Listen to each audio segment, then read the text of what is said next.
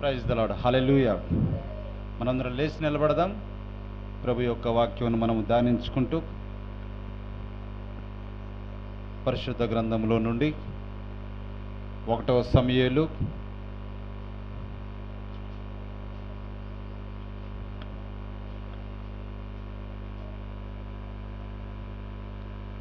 పరిశుద్ధ గ్రంథములో నుండి 1వ సమూయేలు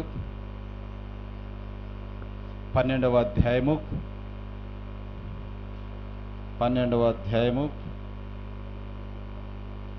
12 వచనం చదవండి.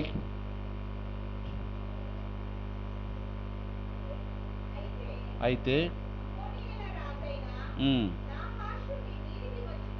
నాహాసు మీ మీదికి వచ్చుట మీరు చూడగానే మీ దేవుడైన యెహోవా మీకు రాజై ఉన్నను, ఆయన కాదు ఒక రాజు మిమ్మును మీరు నాతో చెప్పితిరి. కాబట్టి మీరు కోరి ఏర్పరచుకున్న రాజు ఇతడే. యెహోవా ఇతనిని మీ మీద రాజుగా నిర్ణయించి ఉన్నాడు. చిన్న ప్రార్థన చేసుకుందాం. సర్వోన్నతుడా, మా ప్రభు అయిన యేసుక్రీస్తు, నీ ఘనమైన నామానికి వందనాలు, స్తుతులు, స్తోత్రాలు తండ్రి. నా ప్రభువా, గత వారముల నుండి ప్రభువా నా తండ్రి, ఈ యొక్క సౌలు యొక్క జీవితాన్ని ప్రభువా మేము ధ్యానించుటకు, ఇందులో ఉన్న నీతిని అవినీతిని మంచిని చెడ్డను మేము గ్రహించి మేమును మంచి బాటలో నడుచుటకును నిన్ను హత్తుకొని జీవించుటకును ఇక్కడ గొప్ప పాఠం ఉన్నదని ప్రభువా మీకు మాకు చూపించి నా తండ్రి మమ్మల్ని నడిపిస్తూ ముందు కొనసాగిస్తున్నందుకు మీకు వందనాలు. గొప్ప పరిశుద్ధాత్ముడుగా ఇప్పుడు మా మధ్యలో ఉండి మమ్మలో ఉండి మీరు నడిపిస్తున్నారు. మా నాయకుడవై ఉన్నావు ప్రభువా, నీకు వందనాలు. ఈ చదవబడిన లేఖనములను మీ చేతికి అప్పగిస్తూ ఉన్నాం. మీరు నా తండ్రి స్వీకరించి ఈ లేఖనమును ప్రభువా మాకు వివరించమని నీకే ఘనత మహిమ ప్రభావములు చెల్లిస్తూ మా రక్షకుడైన యేసుక్రీస్తు నామమున స్తుతించి అడిగి ప్రార్థన చేస్తున్నాము. ఆమెన్. మనందరం కూర్చుందామమ్మా.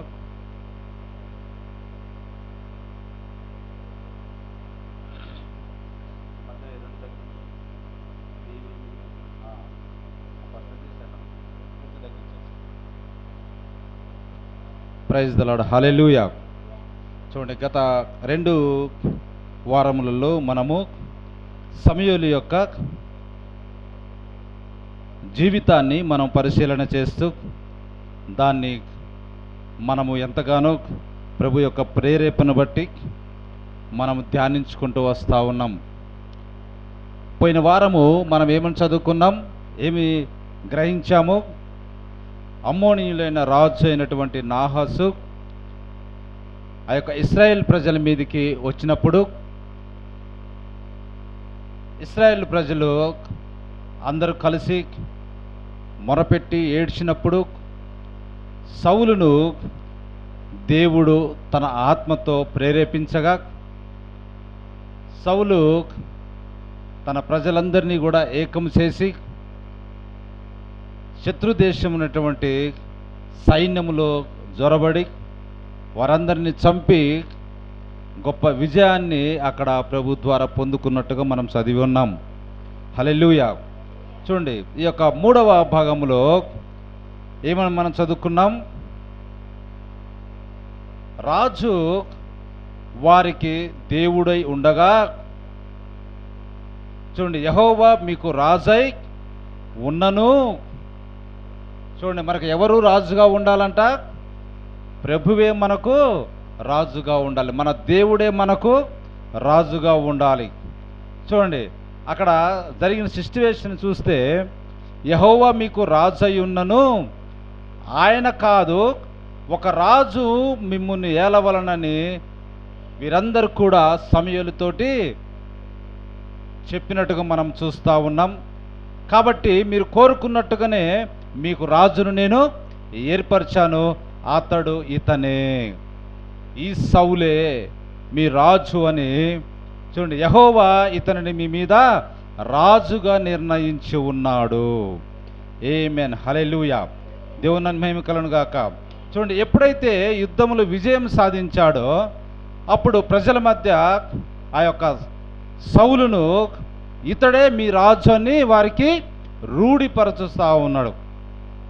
సమూయేలు ఏం చేస్తూ ఉన్నాడు? ఇక నుంచి మీ రాజు ఇతనే, మీ పక్షమున యుద్ధములు చేయవాడు, ఇగో ఈయనే మీకు అని చెప్పి వారికి పరిచయం చేసినట్టుగా మనం చూస్తూ ఉన్నాం. హల్లెలూయా. ఇప్పుడు చూడండి, సంఘమునకు కానీ, వ్యక్తికి కానీ, కుటుంబమునకు కానీ క్షేమము కలగాలి అంటే మనం ఏం చేయాలి? ఏమని చెప్తా ఉన్నాము? సంఘమునకు కానీ, వ్యక్తికి కానీ, లేకపోతే కుటుంబం కానీ మనకు క్షేమము కలగాలంటే మనం ఏం చేయాలి? ఏమి చేయాలంటే చూడండి, ప్రభు యొక్క వాక్యమే మనకు తెలియజేస్తూ ఉన్నది. సంఘము ఎప్పుడైతే దేవుని యందు భయభక్తులు కలిగి, ఏంటంట మొట్టమొదటిది చెప్పాలా? ఏంటిదంట మొట్టమొదటిది? చూడండి, ఒక వ్యక్తి కానీ, సంఘము కానీ, లేకపోతే కుటుంబము కానీ అది క్షేమముగా ఉండాలి అంటే, క్షేమకరంగా మన జీవితాలు ఉండాలంటే మనము ఏం చేయాలంట? దేవుని వినాలి, దేవుని యందు భయభక్తులు కలిగి ఉండాలి. మొదటిది ఏంటిది? దేవుని యందు భయము, భక్తి అన్నది ఉండాలి. తర్వాత దేవుని మాటను విని, రెండవది ఏంటిదంట? భయభక్తులతో ఉన్నప్పుడు తర్వాత దేవుని మాటను మనము వినాలి.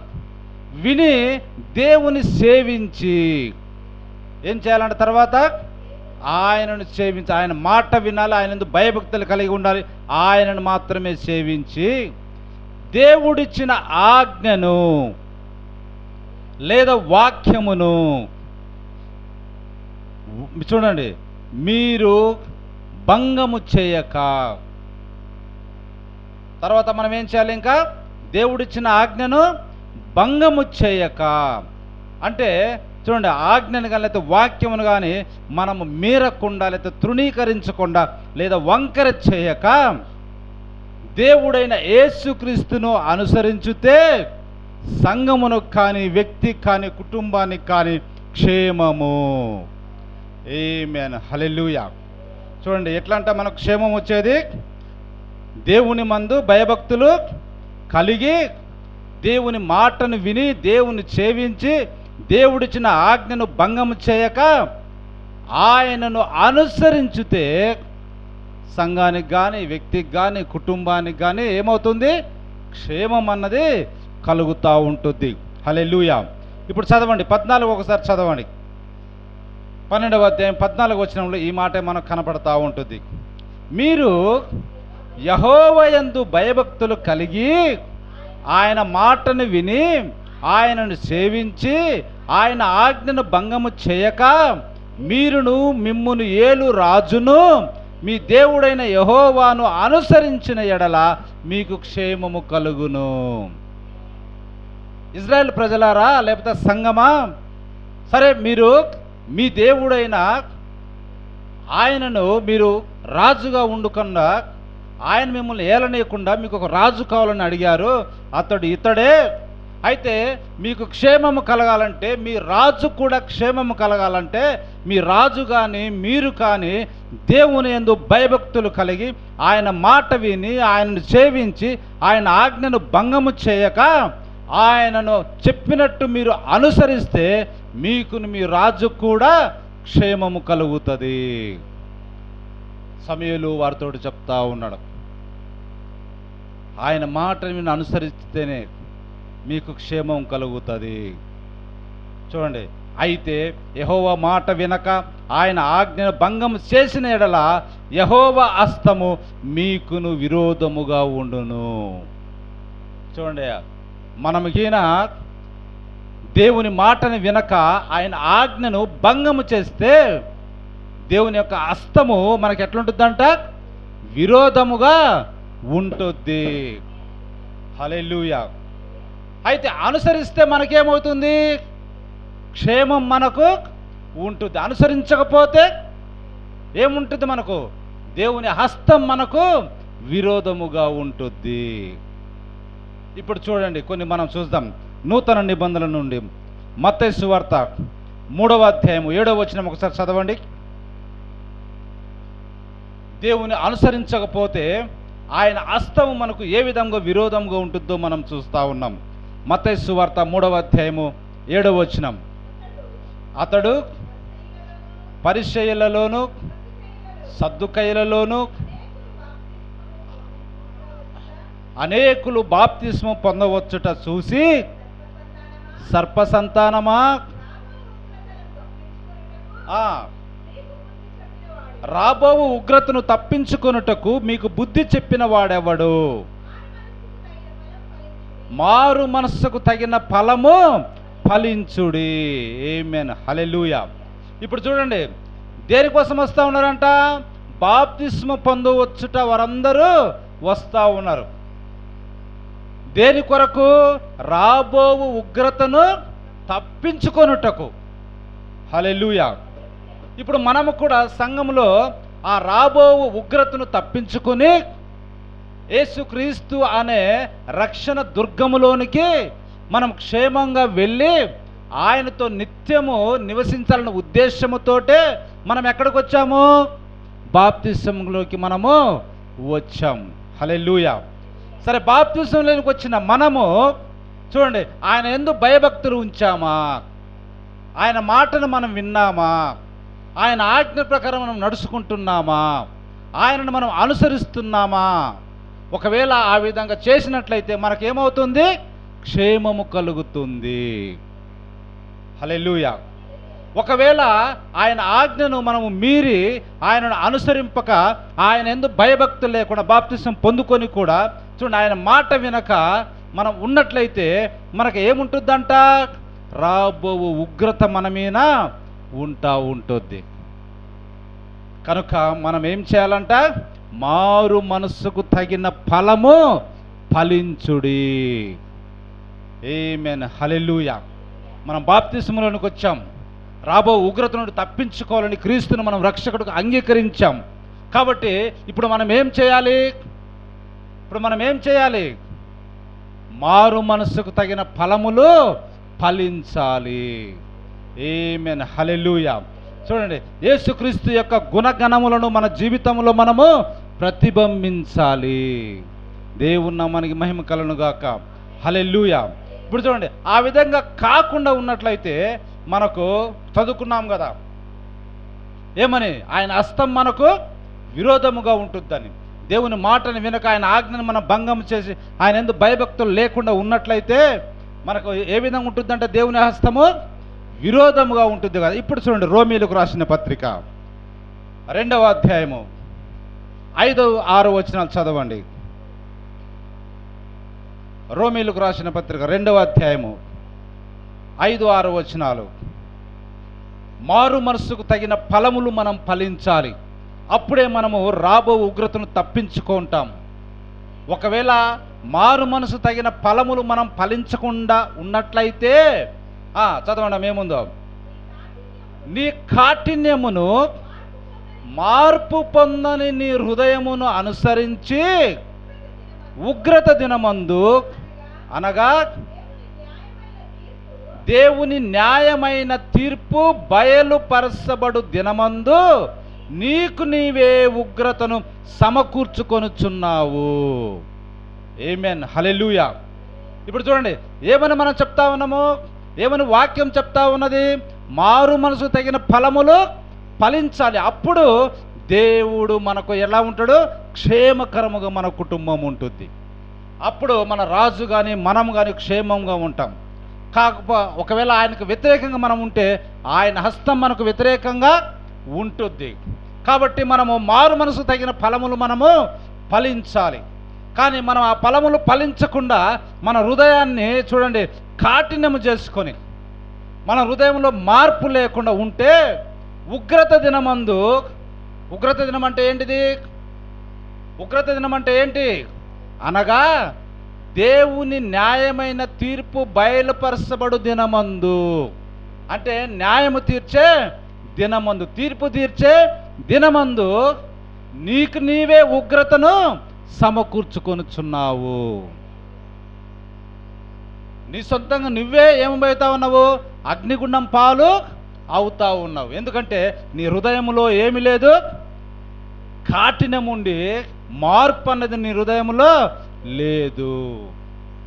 మారు మనసుకు తగిన ఫలములు అంటే బాప్తిసం పొందుకొని ఆయన రక్తంతో కడగబడి ఆయన ప్రకారం నువ్వు నడవకుండా నీ హృదయాన్ని ఏం చేసావంటే కాఠినము చేసుకొని మార్పు లేకపోవటం వలన నీకై నీవే ఉగ్రత దినమందు ఏం కూర్చుకుంటున్నావు?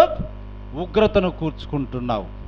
తీర్పు దినమందు ఉగ్రతలోనికి పోవటానికి, ఆయన యొక్క తీర్పులోనికి పోవటానికి నీకు నీవే సమకూర్చుకుంటున్నావు.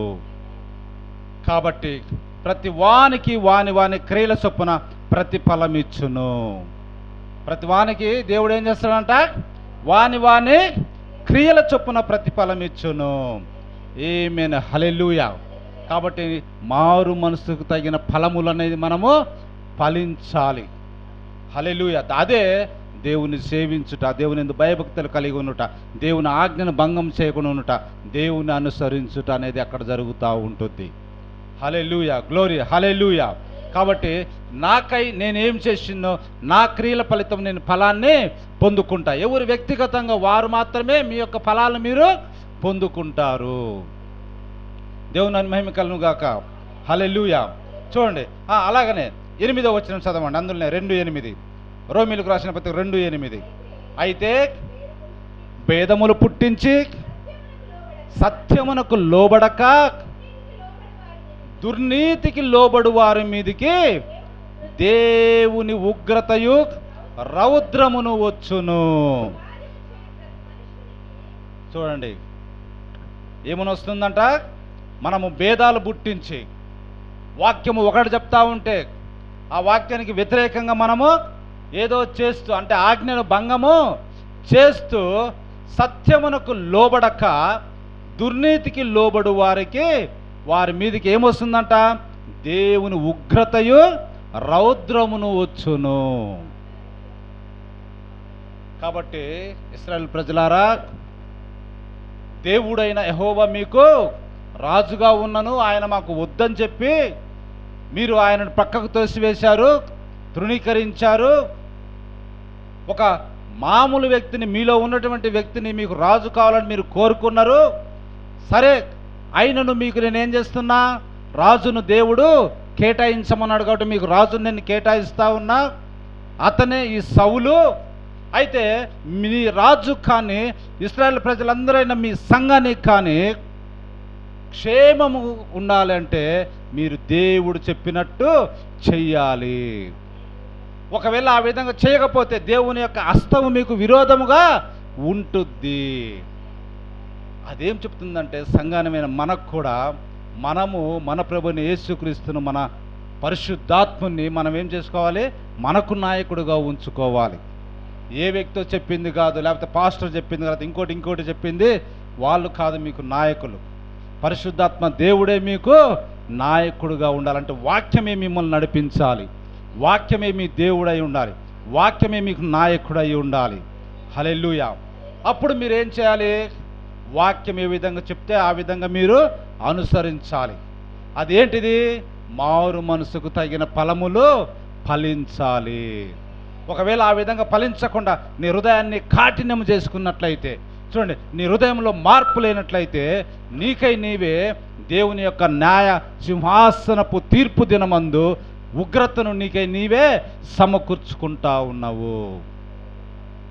అంతేకాదు, సంఘములో భేదములు పుట్టించి సత్యమునకు లోబడక దుర్నీతికి లోబడు వారికి దేవుని ఉగ్రతయు రౌద్రమును వచ్చును. వాక్యం ఒకటి చెప్తా ఉంటే అది కాదు, ఇట్లా చేసినా ఏం కాదు అంటే అదేంటిది అర్థము? భేదములు పుట్టించుట. సత్యం ఏంటిది? దేవుని వాక్యమే సత్యం. ఆ సత్యానికి లోబడక దుర్నీతి అంటే బయట యొక్క కార్యముల వైపు మనం వెళ్ళినట్లయితే మన మీదకి ఏమొస్తుందంట? దేవుని ఉగ్రతయు మళ్ళీ రౌద్రమును వచ్చును. అంటే దేవుని హస్తము మనకు విరోధముగా ఉంటుంది. జాగ్రత్తగా మీరు ఉండాలని సమూయేలు ఇశ్రాయేలు ప్రజలను, వారి యొక్క రాజు అయినటువంటి సౌలును హెచ్చరిస్తూ ఉన్నాడు.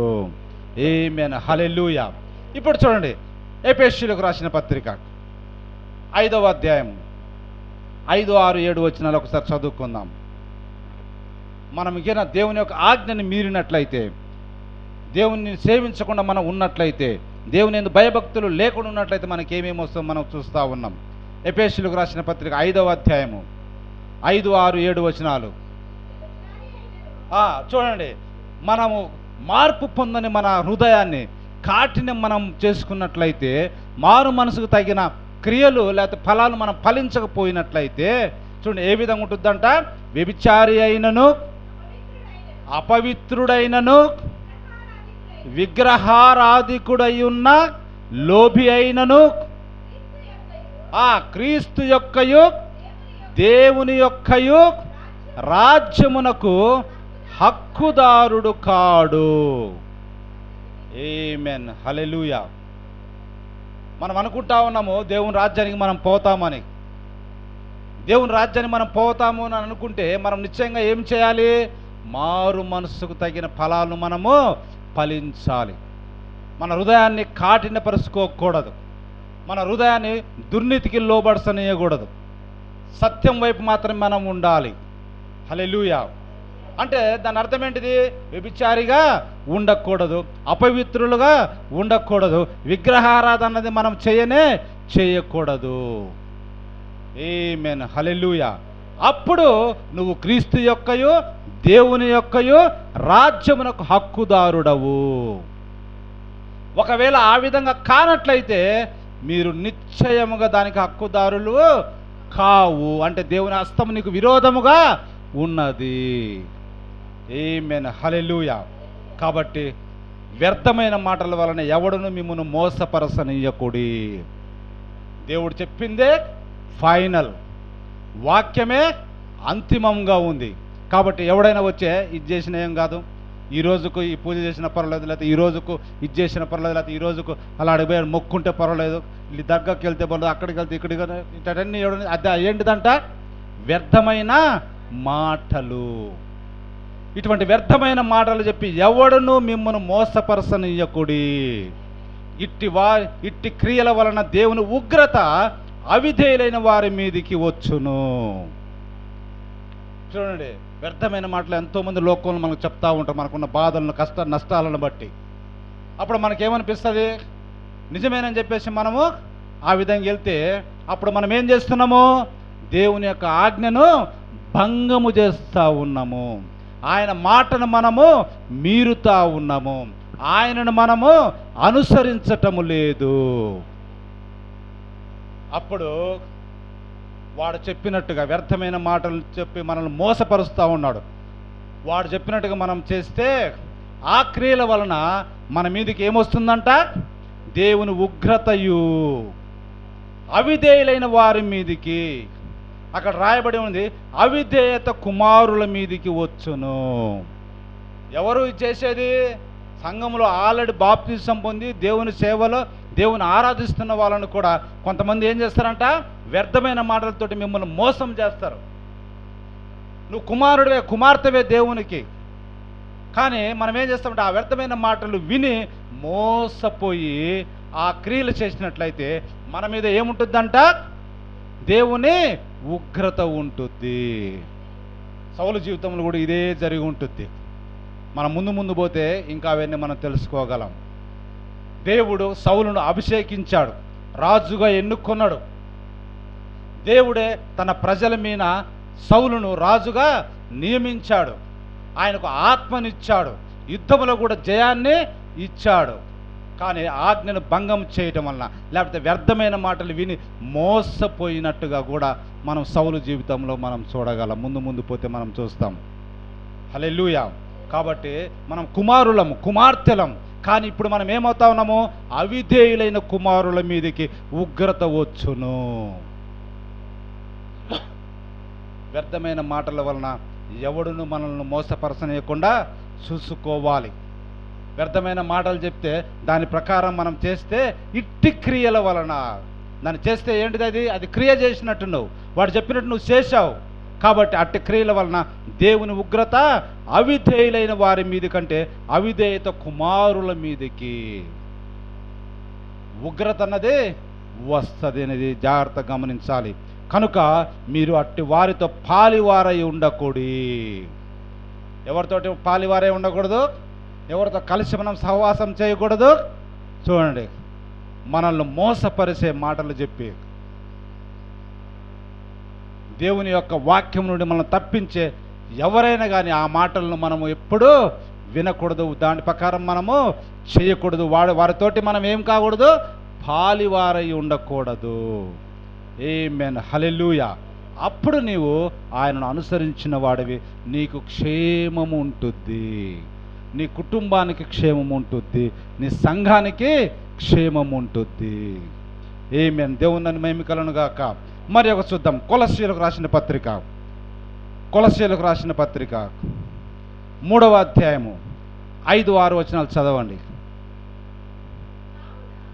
కావున భూమి మీదనున్న మీ అవయవములను అనగా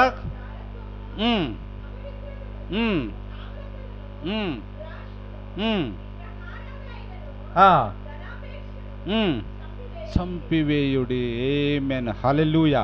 కాబట్టి మనం వ్యర్థమైన మాటల వలన మోసపరిచి మనకు ఉగ్రత తీసుకొచ్చే అటువంటి వారితోటి మనం ఏం చేయకూడదు? పాలివారై జతగా స్నేహంతో మనము ఉండకూడదు. ఎందుకంటే చూడండి, భూమి మీదనున్న మీ అవయవములను, ఇప్పుడు మనం భూమి మీద ఈ అవయవములతోటి మనము జీవిస్తూ ఉన్నాం. అనగా జారత్వమును, అపవిత్రతను, కామాతురతను, దురాశను, విగ్రహారాధన ధనాపేక్షను చంపివేయుడి. ఇవి మారు మనసుకు తగిన ఫలములు. హల్లెలూయా. మారు మనసు తగిన ఫలాలు ఏంటివి?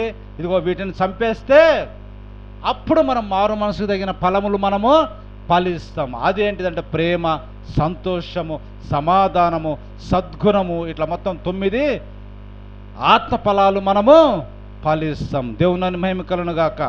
హల్లెలూయా.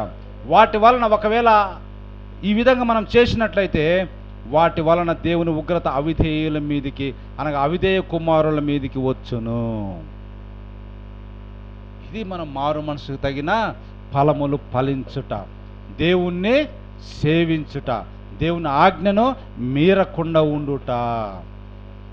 కాబట్టి సమూయేలు ప్రవక్త ఇశ్రాయేలు ప్రజలకును రాజుకును ఏమని చెప్తా ఉన్నాడు? ఏమని చెప్తా ఉన్నాడమ్మా? ఏమని చెప్తా ఉన్నాడు? చూడండి, మీరు దేవుణ్ణి మాట విని, దేవుని యందు భయభక్తులు కలిగి, దేవుని సేవించి, దేవుడిచ్చిన ఆజ్ఞను భంగము చేయక, దేవుడైన యేసుక్రీస్తును అనుసరించితే మీకు క్షేమము. ఆమేన్, హల్లెలూయా, హల్లెలూయా. దేవుని మహిమ కలుగును గాక. కాబట్టి మనము దేవుని కుమారులను, కుమార్తెలం. కాబట్టి ఎన్నడూ వాక్యమును మనం భంగము చేయకుండా ఉన్నట్లయితే మనకు క్షేమం ఉంటుంది, జీవం ఉంటుంది. కానీ ఇగో ఇప్పుడు దాకా మనం చెప్పుకున్నట్టుగా ఈ కార్యములు మనం చేసినట్లయితే క్రీస్తు యొక్కయు దేవుని యొక్కయు రాజ్యమునకు మనం హక్కుదారులము కాము. ఆమేన్, హల్లెలూయా. దేవుని మహిమ కలుగును గాక. ఇప్పుడు చూడండి, ఆ విధంగా చేసినట్లయితే, ప్రభు చెప్పినట్టుగా మనం చేసినట్టు మనకు క్షేమము కలుగుతుంది. ఇప్పుడు చూడండి, యోహాను సువార్త 3వ అధ్యాయం 36వ వచనం చదవండి. యోహాను సువార్త 3వ అధ్యాయము 36వ వచనం.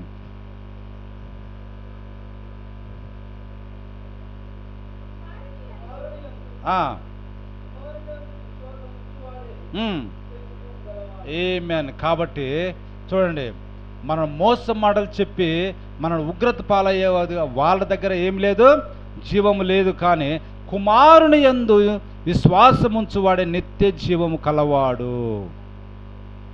అంటే దేవుని ఆజ్ఞను పాటించేవాడు, లేకపోతే మారు మనసుకు తగిన ఫలములు ఫలించేవాడి దగ్గర ఏముంటుందంట?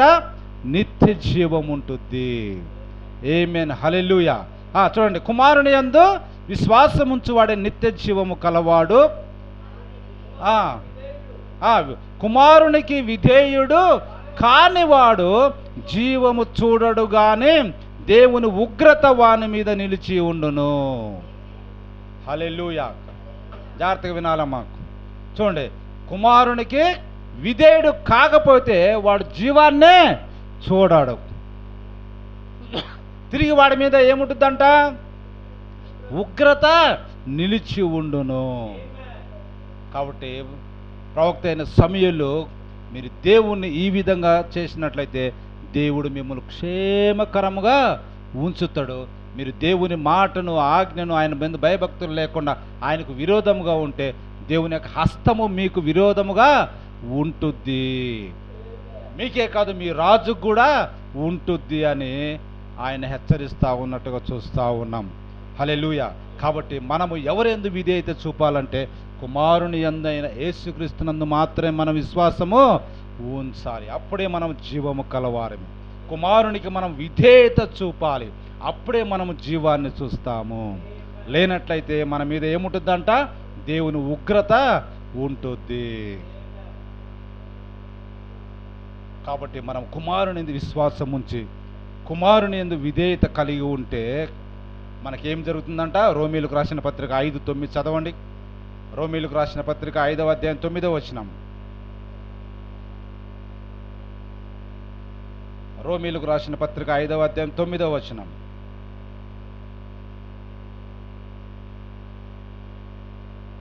చదవనమ్మా. కాబట్టి ఆయన రక్తం వలన ఇప్పుడు నీతిమంతులుగా తీర్చబడి మరింత నిశ్చయముగా ఆయన ద్వారా ఉగ్రత నుండి రక్షింపబడుదుము. ఆమేన్. హల్లెలూయా. ఇప్పుడు చూడండి, దేవుని యందు భయభక్తులు కలిగి ఆయన మాట విని ఆయనను సేవించి ఆయన ఆజ్ఞను భంగము చేయక ఆయనను అనుసరించిన ఎడల మనకేమవుతుందంట? కుమారుని యందు విశ్వాసం ఉంచిన ఎడల, కుమారునికి విధేయుడైన ఎడల మనకేముంటుందంట? ఆయన రక్తం వలన ఇప్పుడు నీతిమంతులుగా తీర్చబడి మరింత నిశ్చయముగా ఆయన ద్వారా ఉగ్రత నుండి రక్షింపబడుదుము. ఇక మన మీద ఉగ్రత అన్నది లేనే లేదు అని క్లియర్ కట్గా మరింత నిశ్చయముగా అంట. నిశ్చయం కాదు, మరింత నిశ్చయంగా తప్పకుండా మనం ఉగ్రత నుండి రక్షింపబడతామంటే న్యాయమైన తీర్పు దినమందు మనము జీవములోనికి ప్రవేశిస్తాము. ఆమేన్. హల్లెలూయా. దేవుని మహిమ కలుగును గాక. హల్లెలూయా. ఇంకొకటి చూసుకుందాం మనం. మొదటి దశలోనికీయులు రాసిన పత్రిక 1వ అధ్యాయము 10వ వచనం చదవండి.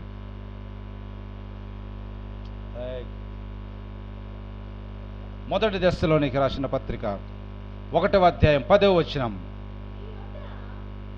10వ వచనం.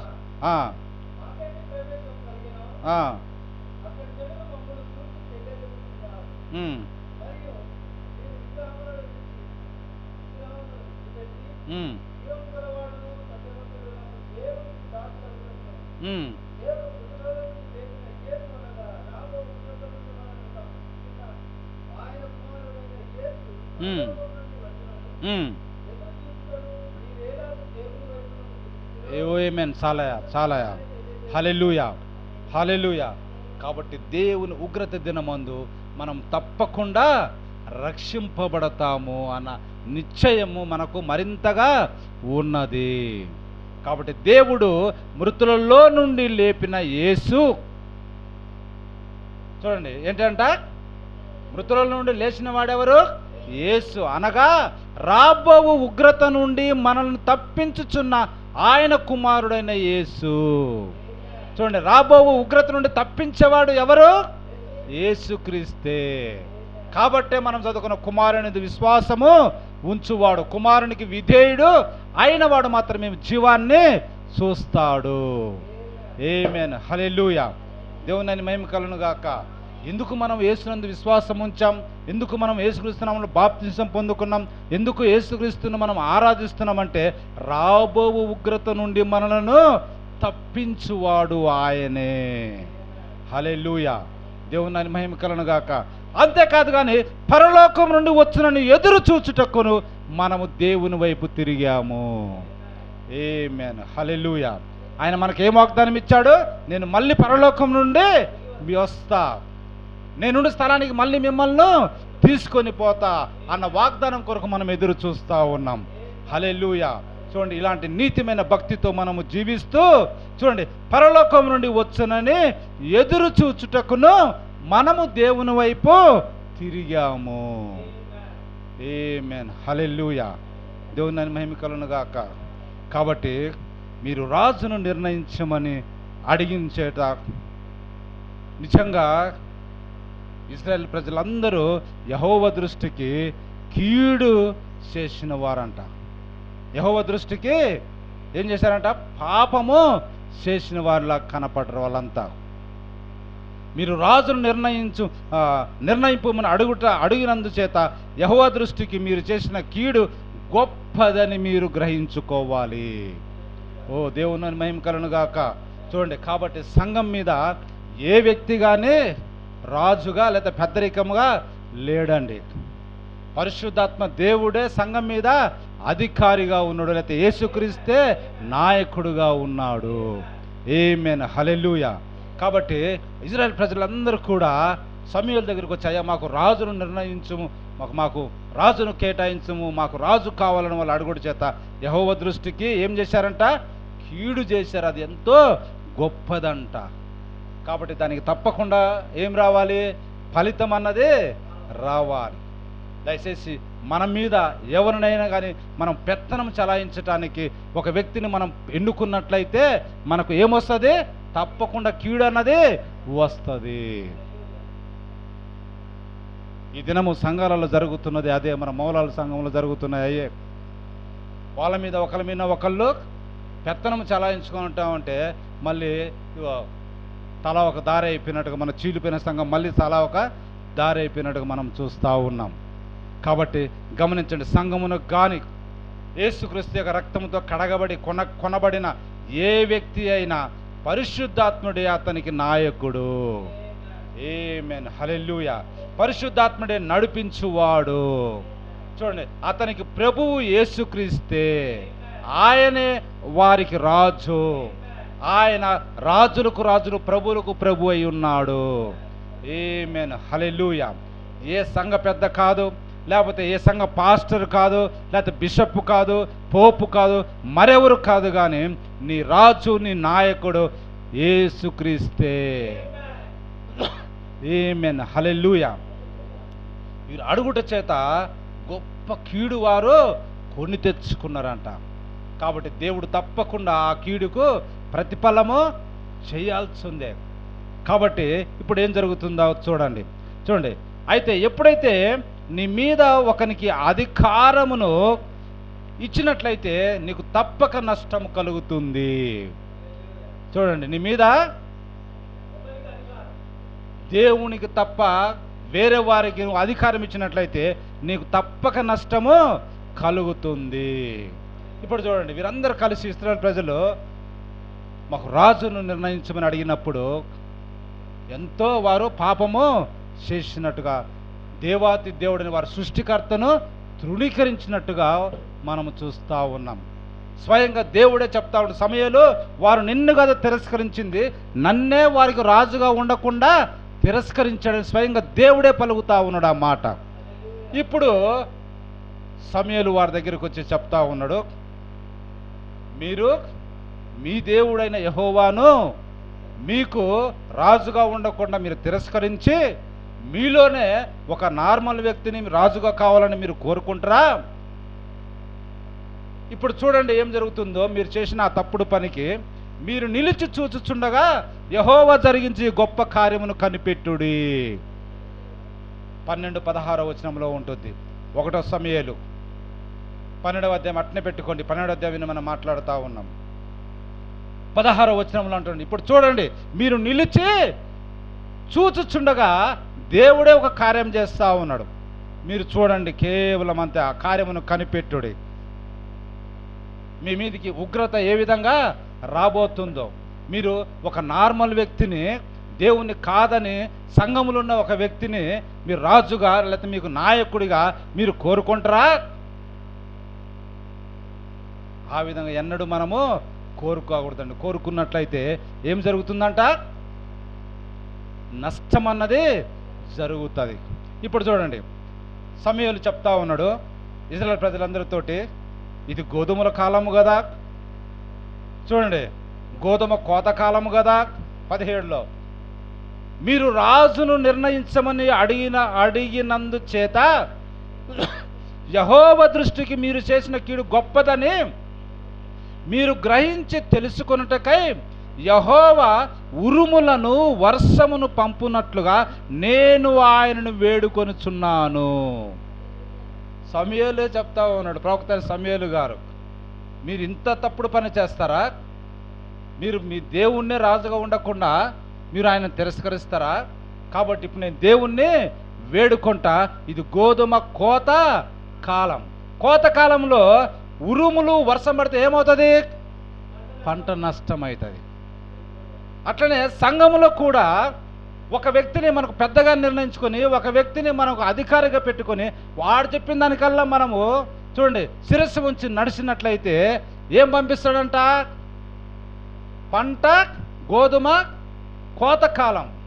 అంటే ఇప్పుడు మనందరం గోధుమలం కోతకొచ్చాం అంటే మనం పైకి ఎగిరిపోవటానికి సిద్ధంగా ఉన్నాం. కొట్లల్లో సమకూర్చబడి ధాన్యం ఆయన కొట్లల్లోకి వెళ్ళటానికి సిద్ధమవుతున్న కోతకాలంలో మనం ఉన్నాం, చివరి కాలంలో మనం ఉన్నాం. ఇటువంటప్పుడు ఏం జరుగుతుందంట? ఉరుములు వర్షం పడితే ఏమవుతుంది? పంటంతా నేలను పడిపోయి నాశనం అవుతుంది.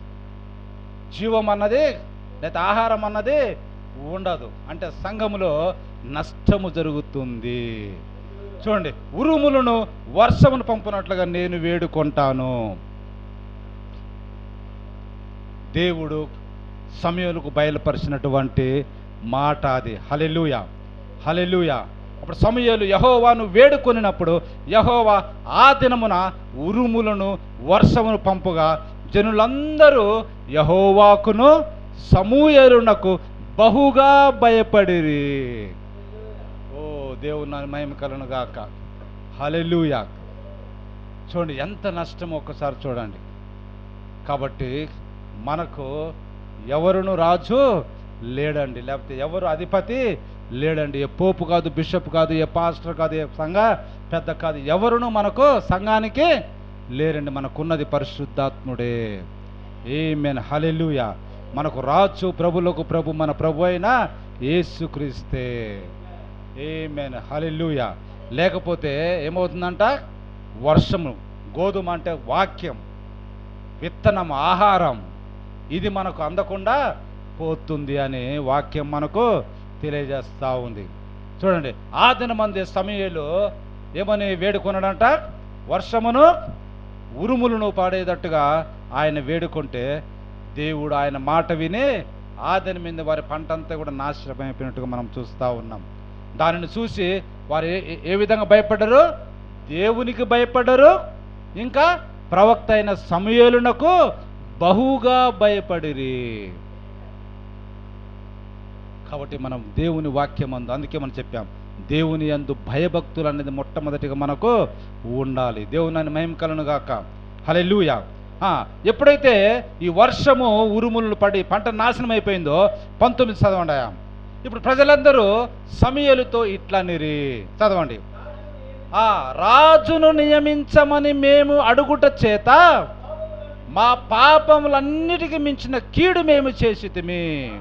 కాబట్టి మేము మరణము కాకుండా నీ దాసులమైన మా కొరకు నీ దేవుడని యెహోవాను ప్రార్థించుము. చూడండి, అటువంటి స్థితిలో మనం చిక్కకపోతే మనం ఇంకా ఎక్కువ పాపం చేసిన వారమని వాక్యం తెలియజేస్తూ ఉంది. కాబట్టి సమూయేలు, అయ్యా మా ప్రవక్త, మేము మా దేవునికి నీకును విరోధముగా పాపం చేశామయ్యా, మేము బహు భయపడిపోయాం, దయచేసి మా కొరకు ప్రార్థన చెయ్యి అని ఇశ్రాయేలు ప్రజలందరూ సమూయేలు దగ్గర, ప్రవక్త సమూయేలు దగ్గర మొరపెట్టుకున్నారు. 20 చదవండి. అంతటి సమూయేలు జనులతో ఇట్లా నేను, భయపడకుడి, మీరు ఈ కీడు చేసిన మాట నిజమే. చూడండి, ఆయన ఏమి సంఘము చేసిన దాన్ని మసిపూసి మారడికాయ ఏమి చేయటం లేదు. తప్పును తప్పు అని ఆయన చెప్తానే ఉన్నాడు సమూయేలు.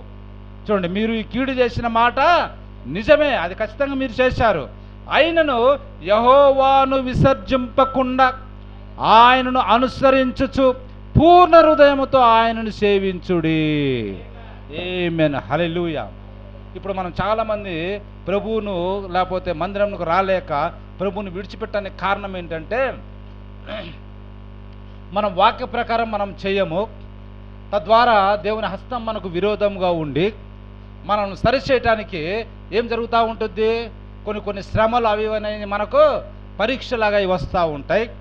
అలా వచ్చినప్పుడు మనము ఏమనుకుంటున్నామంటే ఇంకా మనమేమీ చేయలేము, ఎంతకాలము ఈ మందిరానికి పోయినా ఏమీ ప్రయోజనము లేదు, ఎంతకాలం మనం ప్రార్థన చేసినా మనకి ఏ ప్రయోజనము లేదు, లేకపోతే ఈ మందిరం అంత మంచిది కాదని చెప్పేసి మనం బయటికి వెళ్ళిపోతూ ఉన్నాం. తద్వారా ఏమవుతా ఉన్నాము, ఉగ్రతకు పాత్రులవుతా ఉన్నాం.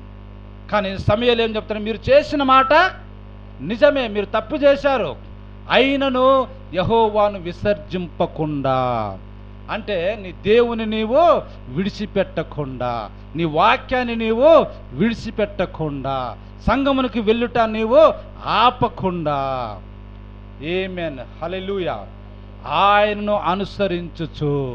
ఇప్పటికైనా నువ్వేం కావాలి, నీకు వచ్చిన చిన్న శ్రమలను బట్టి, కష్టం బట్టి, నష్టం బట్టి, లేకపోతే దేవుని చేత వచ్చినటువంటి ఆ యొక్క పరీక్షను బట్టి నువ్వేం చేయాలి, ఇంకా దేవునికి నీవు హత్తుకొని ఉండాలి.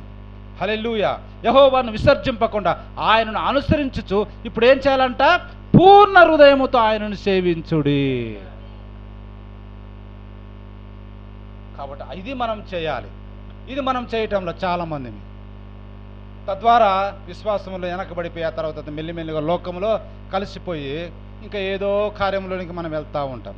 ఎప్పుడైతే ఒకసారి మనం సంఘం విడిచిపెట్టామో, ఎప్పుడైతే వాక్యమును మనం విడిచిపెట్టేశామో మెల్లిమెల్లిగా ఏమవుతాం, ఇతరులు చెప్పే వాటికి మనము అలవాటు పడిపోతాం.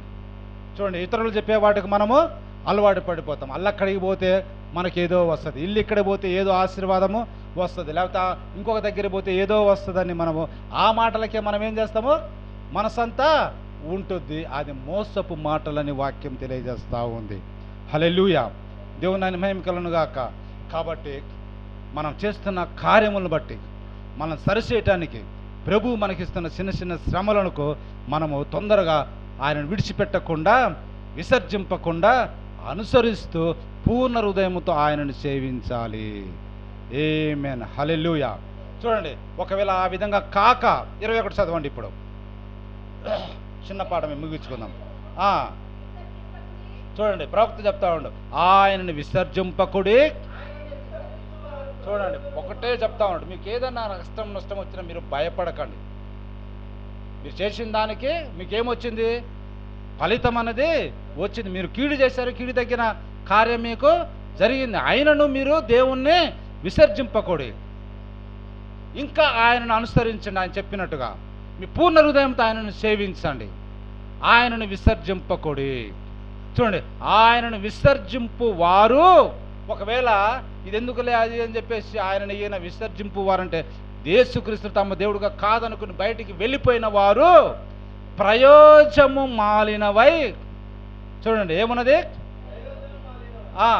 రక్షింపలేని మాయా స్వరూపములను అనుసరించుదురు.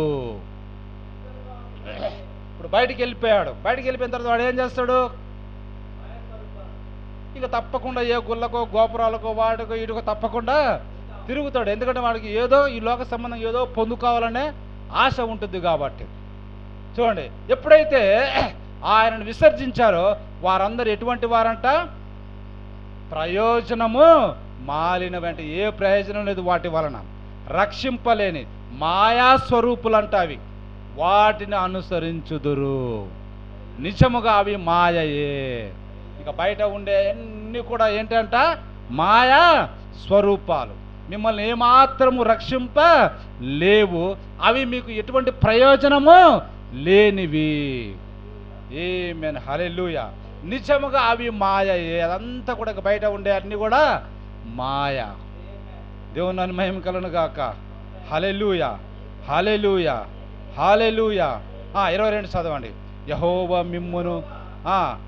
మిమ్మును తనకు జనముగా చేసుకొనుటకు ఇష్టము కలిగి ఉన్నాడు.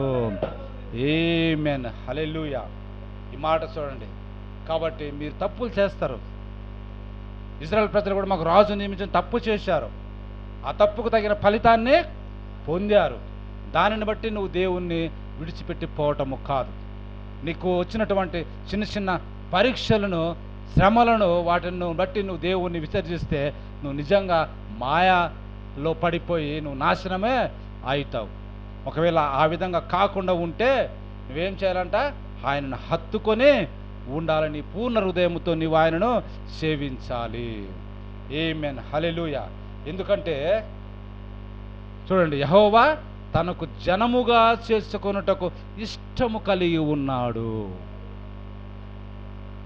దేవుడు మనల్ని ఏం చేసుకోవడానికి ఇష్టం కలిగి ఉన్నాడు? నా సొత్తైన జనాంగం అని పిలుస్తూ ఉన్నాడు. హల్లెలూయా. ఆయన రక్తం ఇచ్చి కొన్న సంఘము అని పిలుస్తూ ఉన్నాడు. సంఘం అంటే ప్రజలు. హల్లెలూయా. కాబట్టి నువ్వు రక్తంతో వెలబెట్టి కొనబడిన వ్యక్తివి, దేవుని జనాంగము నువ్వు, దేవుని కుమారుడివి, కుమార్తెవు నువ్వు. కాబట్టి నిన్ను జనముగా చేసుకున్నట్టు ఆయన ఏం ఉన్నాడంట? ఇష్టము కలిగి ఉన్నాడు. కాబట్టి మనం చేస్తున్న కొన్ని తప్పిదములకు, చిన్న చిన్న శ్రమలను, లేకపోతే వాటిని ఏమంటాము, శోధనలను మనము అనుభవిస్తూ ఉంటాం. అవన్నీ కూడా మనల్ని సరిచేయటానికి. దేవుని మహిమ గాక. హల్లెలూయా. ఎందుకంటే దేవుడు మనల్ని ఏ విధంగా ఇష్టపడతా ఉన్నాడంట? తనకు జనాంగముగా చేసుకున్నట్టుకు ఇష్టపడతా ఉన్నాడు. హల్లెలూయా. తన ఘనమైన నామము నిమిత్తము తన జనులను ఆయన విడనాడడు. ఆయన జనులను ఆయన విడనాడితే ఇప్పుడు ఆయన నామాన్ని ఎవరు ప్రకటిస్తారు? లేకపోతే ఎవరు చెప్పుకుంటారు?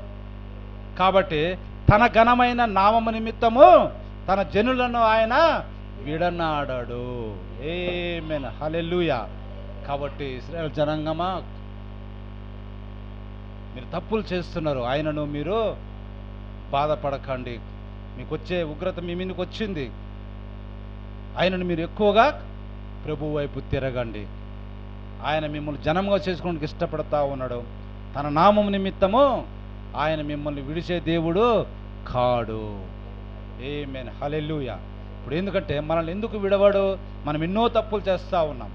మనం ఇంకా ఎందుకు కృప చూపిస్తూ ఉన్నాడంటే, నీవు ఆయన రక్తంలో కడగబడి కొనబడి దేవుని కుమారుడవు, దేవుని కుమార్తెవు, ఆయన సొత్తైన జనాంగము, నా సొత్తు అని ఆయన పిలుస్తూ ఉన్నాడు.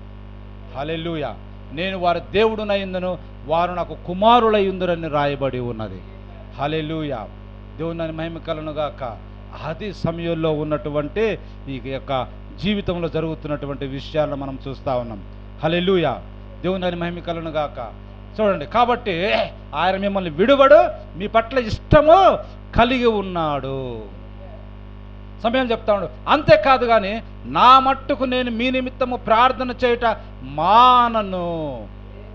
ఆమేన్, హల్లెలూయా. ప్రవక్త అయిన సమయాలు కూడా ఏమంటా ఉన్నాడు? చూడండి, సంఘంలో ఉన్నటువంటి పాస్టర్ కూడా ఏమంటా ఉన్నాడు? నా మట్టుకు నేను మీ నిమిత్తము ప్రార్థన చేయుట మానను. ఒకవేళ మానితే నేను యెహోవాకు విరోధము చేసిన వాడు నగుదును. చూడండి, ఇప్పుడు వీళ్ళేంది ఇట్లా ఉన్నారు, వీళ్ళేంది ఇట్లా ఉన్నారు, వీళ్ళు ఒక రోజు వస్తే ఒక రోజు రారు, అది అని చెప్పేసి నేను మీకు ఒకవేళ మిమ్మల్ని గురించి ప్రార్థన చేయకపోతే నేనేం చేసిన వాడినంట? దేవునికి విరోధముగా పాపము చేసిన వాడి నగుదును, అది నాకు దూరమగునుగాక. ప్రవక్త అంటాడు, సరే మీరు కొన్ని తప్పులు చేస్తున్నారు కాదంటా, కానీ మీ నిమిత్తము నేను ఏం చేస్తా? ప్రార్థన చేస్తా. నేను కూడా మీ మీద కోపపడి ప్రార్థన చేయకుండా నేను మానను. ఒకవేళ మీ పట్ల నేను ప్రార్థన చేయకుండా మానినట్లయితే నేను దేవునికి విరోధముగా పాపము చేసిన వాడునవుతాను అని సమూయేలు వారి గురించి చెప్తా ఉన్నాడు. హల్లెలూయా. దేవుని మహిమ కలుగును గాక. కాబట్టి నేను కూడా ఉదయం సాయంత్రం మీ పాస్టర్గా మీ గురించి నేను ఎడతెగక ఉదయం సాయంకాలం తప్పకుండా నా ప్రార్థనలో మిమ్మల్ని జ్ఞాపకం చేసుకుని మీ కొరకు ప్రార్థన చేస్తూనే ఉన్నా. హల్లెలూయా. దేవుని మహిమ కలుగును గాక. కాబట్టి ప్రియ సంగమా, మీకు శ్రేష్టమైన చక్కని మార్గమును మీకు బోధింతును. 23 చదవండాయా.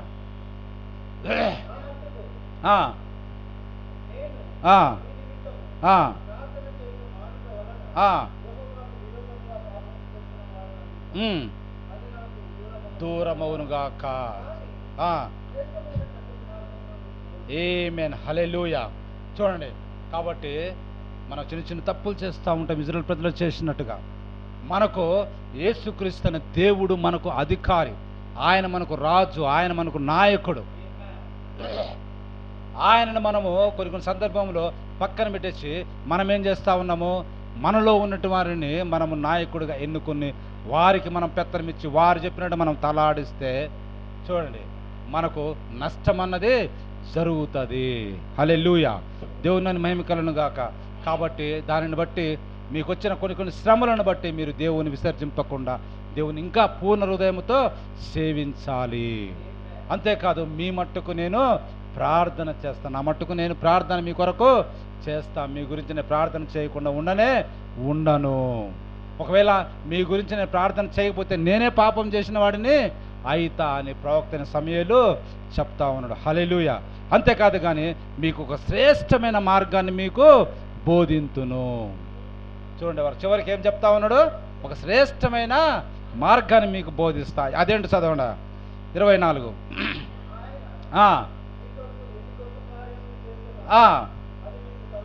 ఏమేనా ఆపండి. హల్లెలూయా. ఇప్పుడు ప్రభు దగ్గరికి మీరు వచ్చిన ఎన్ని సంవత్సరాలు అయిందో ఆ సంవత్సరాలన్నింటిలో ఆయన మీ కొరకు ఎన్ని గొప్ప కార్యములు చేసినో అది మీరు తలంచుకోండి. ఇది శ్రేష్టమైన మార్గం బోధిస్తూ ఉన్నాడు ప్రవక్త. హల్లెలూయా. మీరు మీ పితరులు అక్కడ నుంచి ఐగుప్తులో నుండి బాధపడుతున్న అక్కడి నుంచి ఇప్పటి వరకు మిమ్మల్ని ఏ విధంగా రక్షించుకుంటూ, ఏ విధంగా మిమ్మల్ని పోషిస్తూ, ఏ విధంగా మిమ్మల్ని స్వస్థపరుస్తూ తీసుకొని వచ్చాడో ఆ గొప్ప కార్యములన్నిటినీ తలంచుకోండి. అట్లనే సంఘములో ఉన్న మన పట్ల దేవుడు మనం ప్రభు దగ్గరికి బాప్తిసం పొందుకున్న రోజు నుంచి ఇప్పటి వరకు ఏమేమి గొప్ప కార్యములు మన జీవితంలో చేశాడో వాటన్నిటిని మనం తలంచుకోవాలి. ఆమేన్, హల్లెలూయా. దేవుని మహిమ కలుగును గాక. హల్లెలూయా, హల్లెలూయా. తలంచుకొని మీరు యెహోవాయందు భయభక్తులు కలిగి.